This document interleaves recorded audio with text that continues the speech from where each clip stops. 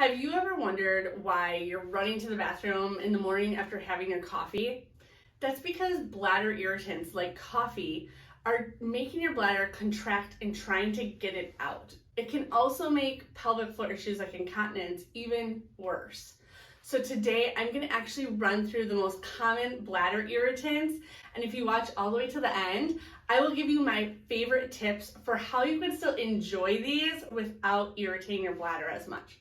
Number one are carbonated beverages. So this includes sparkling water, seltzers, anything that has carbonation.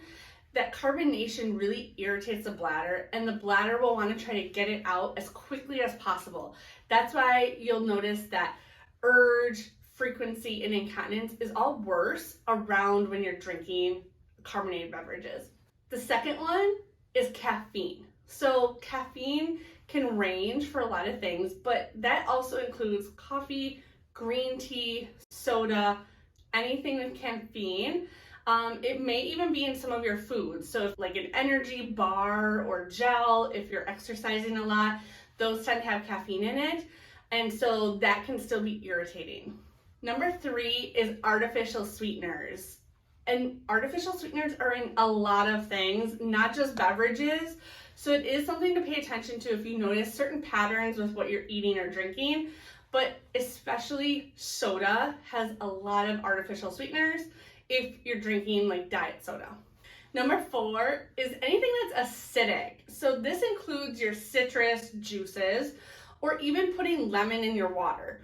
For some people that can be really irritating, but really kind of think of the acidity levels. So coffee is very acidic, even decaf coffee. And then, like I said, citrus juices, soda, all of that can really cause the bladder to be contracting a lot and exacerbate things.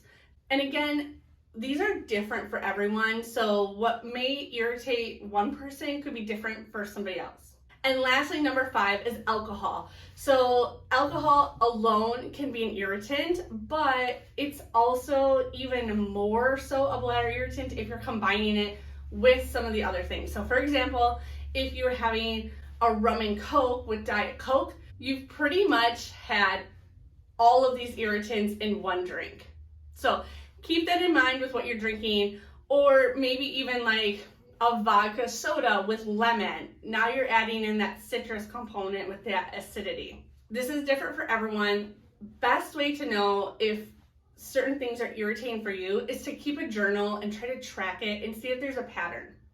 Now, you've made it all the way this far, so my best tip and trick is to dilute it with water. I know this sounds simple, but if you are drinking, let's say coffee, for example, in the morning, because I'm a big coffee drinker and I will not take your coffee away from you, but you really want to make sure that you're drinking water beforehand and then during, kind of like alternate it. So if you're doing 8 ounces of coffee, have 8 ounces of water. This might have you going to the bathroom still a little more frequently, but it's going to cut down on that urgency and the incontinence. So it won't feel so sudden that you have to go, but just know that you might still be going to the bathroom a bit more frequent. That is kind of like the best way you can still enjoy these things, or even try making certain swaps. If you've noticed that certain citrus juices are really aggravating for you, try swapping it out with something that's less acidic. I hope this really helps clear up what bladder irritants are and give you a little bit of insight as to why you might find yourself running to the bathroom all the time. If you liked our video, go ahead and click the like button and let us know in the comments. And be sure to subscribe because we'll be posting more videos like this often. Have a great day, and I'll see you on another video.